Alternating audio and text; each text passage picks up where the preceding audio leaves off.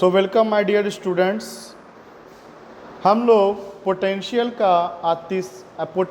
का डिराइवेशन पिछले पार्ट में किए थे और उसमें हम लोगों को आंसर निकल के आया था कि अगर कोई पॉजिटिव चार्ज हो और r दूरी पर अगर इसका पोटेंशियल चाहिए तो उसका आंसर होगा 1/4 पाई एप्सिलॉन नॉट Q/r। और अगर ये निगेटिव चार्ज हो तो हम लोग चार्ज को माइनस में ले लेंगे, मतलब चार्ज पॉजिटिव होगा तो पोटेंशियल पॉजिटिव होगा और चार्ज निगेटिव होगा तो पोटेंशियल निगेटिव होगा। अब पोटेंशियल एक स्केलर क्वांटिटी है। आइए इसके ऊपर एक बेसिक न्यूमेरिकल करते हैं। एनसीईआरटी का एक क्वेश्चन है कि एक रेगुलर हेक्सागोन है,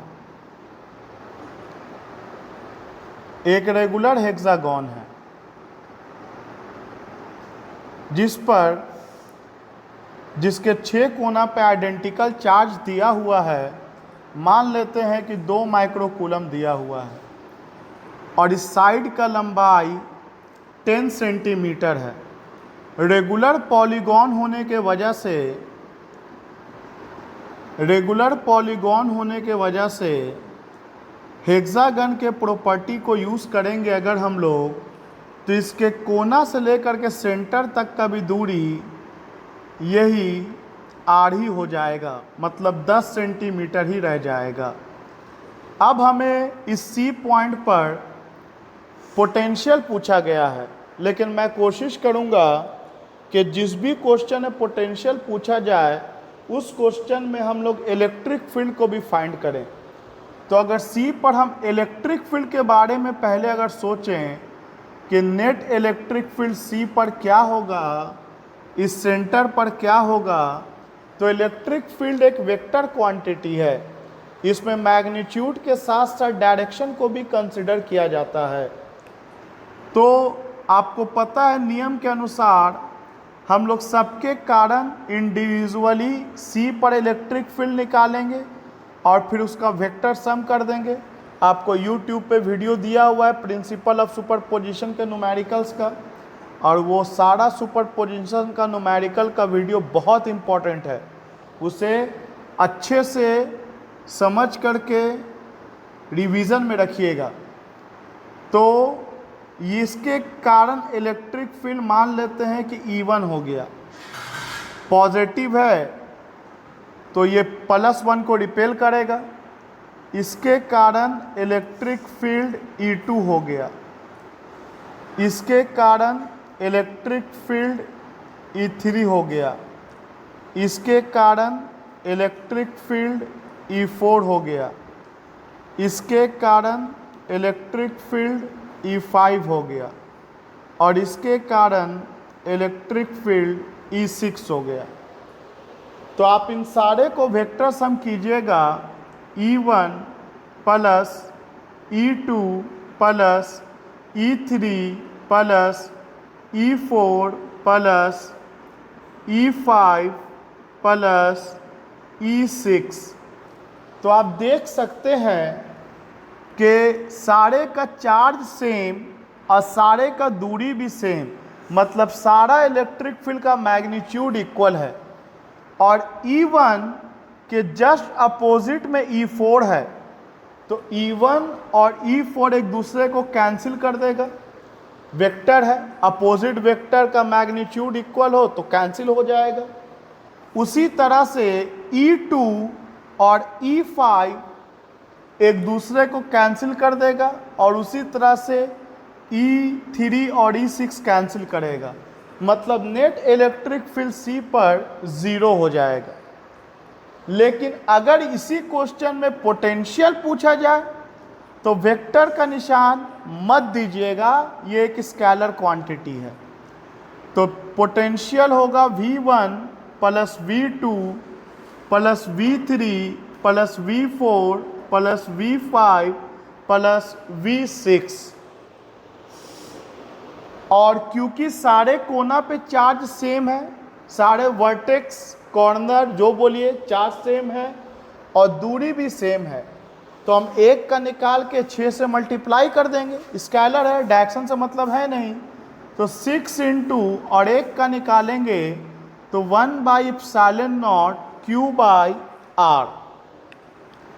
तो 6 इंटू इसका वैल्यू पता आप लोगों को 9 इंटू 10 का पावर 9, ये 2 इंटू 10 का पावर -6 और सेंटीमीटर को मीटर में करेंगे 10 का पावर -2। इसको सॉल्व कर लीजिएगा, जो भी आएगा इतना वोल्ट पोटेंशियल हो जाएगा इस हेक्सागोन के सेंटर पर। आइए एक और सवाल लिया जाए।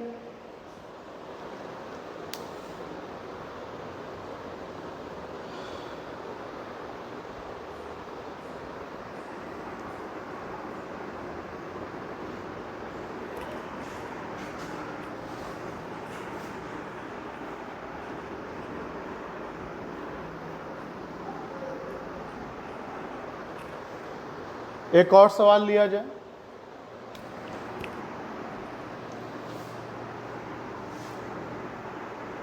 आपको याद होगा मैंने सिखाया था एक क्वेश्चन, अगर एक चार्ज 4e है और एक चार्ज अगर e है तो एक ऐसा पॉइंट पता कीजिए जहां पर नेट इलेक्ट्रिक फील्ड इंटेंसिटी का वैल्यू 0 हो जाए।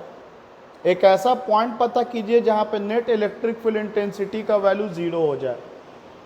तो क्या करेंगे? सबसे पहले देखेंगे कि दोनों चार्ज का नेचर सेम है, मतलब इलेक्ट्रिक फील्ड जो होगा 0 वो इन दोनों के बीच में कहीं लाई करेगा और स्मॉलर मैग्नीट्यूड ऑफ चार्ज के नज़दीक लाई करेगा। यूट्यूब पर सुपरपोजिशन है, मैंने सिखाया हुआ है। मान लेते हैं कि C पॉइंट पर इलेक्ट्रिक फील्ड इंटेंसिटी 0 है। कहने का मतलब है कि ये 4 वाला इस C को इधर रिपेल करेगा, तो ये हो गया A के का इलेक्ट्रिक फील्ड इंटेंसिटी, और ये B वाला इस C को इधर रिपेल करेगा, तो ये हो गया B के कारण इलेक्ट्रिक फील्ड इंटेंसिटी। और यहाँ पर अगर हम 0 मान लें तो ये दूरी अगर x ले लें तो ये दूरी बचेगा r - x।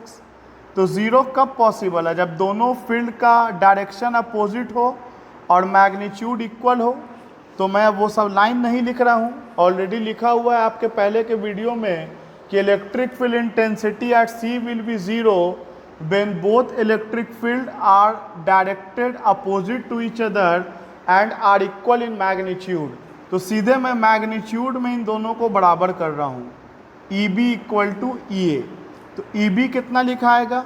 1/4πε0 E/r-x का होल स्क्वायर, और ये कितना लिखाएगा? 1/4πε0 4E/x स्क्वायर। कैलकुलेशन कर लेंगे हम लोग, क्रॉस मल्टीप्लाई करेंगे तो x square equal to 4r-x का होल स्क्वायर, स्क्वायर रूट ले लेंगे तो ये x, ये 2, ये r-x, x 2r - 2x, ये इधर आएगा 3x equal to 2r, x equal to 2/3r, और r क्वेश्चन में गिवन है 16, तो ये हो गया 32/3 सेंटीमीटर। तो यहाँ पर आपका इलेक्ट्रिक फील्ड इंटेंसिटी 0 हो गया। लेकिन अगर मैं आपसे पूछूं इसी क्वेश्चन में कि कहाँ पर पोटेंशियल 0 होगा, तो आप ये बताइए कि इसका पोटेंशियल आप कहीं भी निकालिएगा, कितना भी दूरी पर, इधर निकालिए इधर निकालिए, हमेशा क्या आएगा इसका पोटेंशियल? तो इसका पोटेंशियल ऑलवेज पॉजिटिव निकल के आएगा। उसी तरह से आप इसका भी पोटेंशियल कहीं भी निकालिए तो इसका भी पोटेंशियल पॉजिटिव निकल के आएगा। और डायरेक्शन तो इन लोगों के पास होता नहीं है पोटेंशियल के पास। तो आप सोचो क्या कोई ऐसा पॉइंट हो सकता है जहां पर दो पॉजिटिव वैल्यू मिलकर के 0 दे दे? नहीं हो सकता है। दो पॉजिटिव वैल्यू मिलकर के कभी 0 नहीं देगा। तो इसका मतलब हम लोग ये समझा, अगर इसी क्वेश्चन में पूछा जाए कि कहाँ पर पोटेंशियल ज़ीरो होगा, तो आंसर होगा नॉट पॉसिबल। अब अगर ये दोनों चार्ज निगेटिव होता तो अगेन नॉट पॉसिबल, क्योंकि दो निगेटिव मिलके भी जीरो नहीं दे सकता है। तो पोटेंशियल ज़ीरो तभी होगा जब एक चार्ज प्लस हो और एक चार्ज माइनस हो। हाउएवर इलेक्ट्रिक फील्ड में क्योंकि डायरेक्शन होता है, तो दो पॉजिटिव के लिए भी आपको एक न्यूट्रल पॉइंट मिल सकता है, दो निगेटिव के लिए भी मिल सकता है, और पॉजिटिव निगेटिव के लिए तो मिल ही सकता है। तो आइए हम लोग इसका सेकंड पार्ट देखते हैं, समझते हैं। अगर हमारे पास एक चार्ज है -4e और एक चार्ज है +e, और फिर मेरा वही सवाल है कि कहाँ पर इलेक्ट्रिक फील्ड इंटेंसिटी ज़ीरो होगा। तो आपको पता है कि जब एक चार्ज प्लस हो और एक चार्ज माइनस हो तो electric field intensity outside zero होता है, line joining the both charges, और स्मॉलर चार्ज के मैग्नीट्यूड के नज़दीक। तो मैग्नीट्यूड में कौन छोटा है? तो मैग्नीट्यूड में ये ना छोटा है। कुछ लोग सोचता सर -4 ही ना छोटा हुआ, प्लस ही तो बड़ा ना हो गया। मैग्नीट्यूड में देखते हैं तो ये छोटा है, तो मान लेंगे यहाँ पर इलेक्ट्रिक फील्ड इंटेंसिटी ज़ीरो हो रहा है। अब आप सोच के देखिए, ये माइनस वाला इस +1 को क्या करेगा? तो अट्रैक्ट करेगा। ये माइनस वाला उस C को खींचेगा और ये B वाला इस C को रिपेल करेगा। तो बताइए, अब ज़ीरो पॉसिबिलिटी है ना, क्योंकि डायरेक्शन तो अपोजिट हो गया, बस मैग्नीट्यूड इक्वल कर दीजिए। जहाँ r - x था वहाँ क्या हो जाएगा? r + x हो जाएगा, और ये r + x 4e में होगा। तो इस तरह का सवाल हम लोग कर चुके हैं। मैं सिर्फ एक इक्वेशन लिख दे रहा हूँ, आगे का सॉल्यूशन आप लोग खुद कर लीजिएगा। मैं इक्वेशन लिख दे रहा हूँ। EB क्या लिखेंगे हम लोग?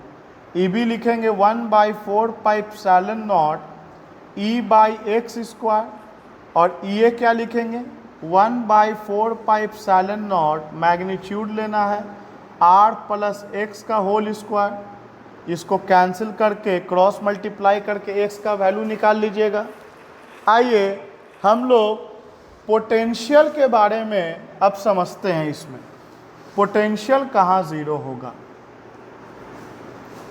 तो देखिए, क्योंकि एक चार्ज माइनस है और एक चार्ज प्लस है, तो इसका पोटेंशियल निगेटिव आएगा और इसका पोटेंशियल पॉजिटिव आएगा। अगर इसका जितना निगेटिव आए उतना ही इसका पॉजिटिव आए और दोनों वहाँ पर जुड़े तो ज़ीरो हो जाएगा। तो जाहिर सी बात है, स्मॉलर चार्ज के मैग्नीट्यूड के नज़दीक सोचेंगे तब ना इसकी कंपेयर कर पाएगा इसके निगेटिव वैल्यू को। तो स्मॉलर के नज़दीक मान लिया ये x, और ये हो गया मेरा r - x। Let at point C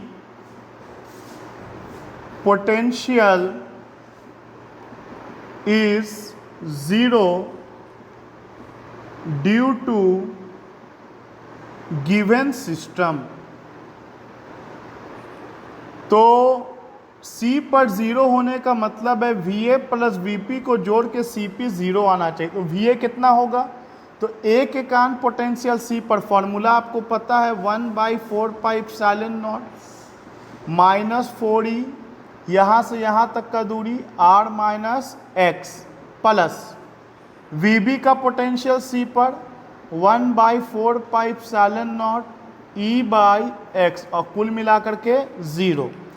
इसको हम लोग उधर लेकर के जाएंगे तो 1/4πε0 4e/r - x equal to 1/4πε0 E/x cancel हो गया, E से E कैंसिल हो गया, क्रॉस मल्टीप्लाई करेंगे तो 4x r - x, ये इधर आएगा 5x equal to r, x equal to r/5, और x क्वेश्चन में अगर दिया है तो कितना हो गया? 16/5 सेंटीमीटर। मतलब x का वैल्यू जब आप यहाँ डालिएगा और यहाँ डालिएगा, सॉल्व कीजिएगा तो वो 0 आ जाएगा। लेकिन सिर्फ वही पोटेंशियल 0 नहीं हो सकता इसमें। आप सोचो, अगर मैं यहाँ पर सोच लूँ कि पोटेंशियल 0 होगा तो बिल्कुल हो सकता है। इसके कारण जितना पॉजिटिव अगर आ जाए और इसके कारण उतना ही निगेटिव इस डी पर आ जाए तो फिर जोड़ेंगे तो पोटेंशियल 0 हो जाएगा। उसी तरह से अगर मैं यहाँ पर ले लूँ पोटेंशियल 0, मान लो इस पॉइंट का नाम दे देते हैं हम H, तो इसके कारण जितना पोटेंशियल पॉजिटिव हो जाए इसके कारण उतना ही निगेटिव हो जाए तो यहाँ भी 0 हो जाएगा। तो पोटेंशियल बहुत सारे पॉइंट पर 0 हो सकता है। शर्त यही है कि दोनों चार्ज का पोटेंशियल एक प्लस में आए और एक माइनस में आए। लेकिन सोचो, इतना तक समझ में आया। अब इसी में एक छोटा सा बात है। सोचिए कि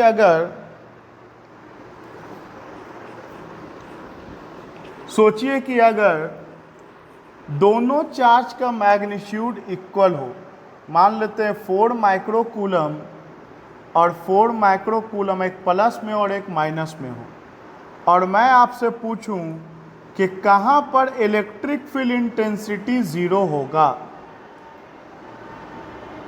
मान लो 9 सेंटीमीटर, कहाँ पे इलेक्ट्रिक फील्ड इंटेंसिटी 0 होगा। तो देखो रे बाबू, इस केस में इलेक्ट्रिक फील्ड इंटेंसिटी 0 पॉसिबल नहीं है अनटिल एंड अनलेस आप इन्फिनिटी पे चले जाओ।